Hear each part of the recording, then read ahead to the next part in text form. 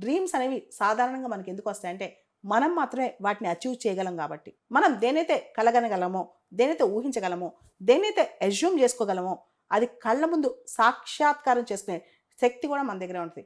కానీ మనకు మనమే మనల్ని రిస్ట్రిక్ట్ చేసుకుంటాం, లిమిట్ చేసుకుంటాం, గిరిగీసేసుకుంటాం. మీరు చూడండి చాలా ఎగ్జాంపుల్స్ మన చుట్టూ ఉన్నాయి. ఎన్ని ఎగ్జాంపుల్స్ అంటే అన్ని ఎగ్జాంపుల్స్.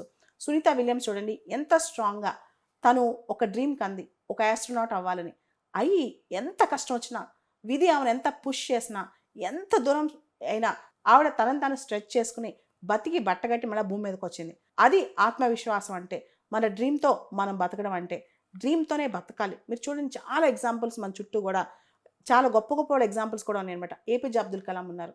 ఆయన చిన్నప్పటి నుంచి ఒక కల దేశానికి ఏమైనా చేద్దామని. చివరి దాకా అదే కలతో ఉన్నారనమాట. నీకొక డ్రీమ్ ఉంటే దాన్ని ప్రొటెక్ట్ చేయి. దానికోసం కష్టపడు. దాన్ని ఎవరు కాదన్నా నువ్వేది ఆశిస్తే అది సంపాదించుకోవడానికి ప్రయత్నించు. అదే నిజమైన కల, నిజమైన జీవితం.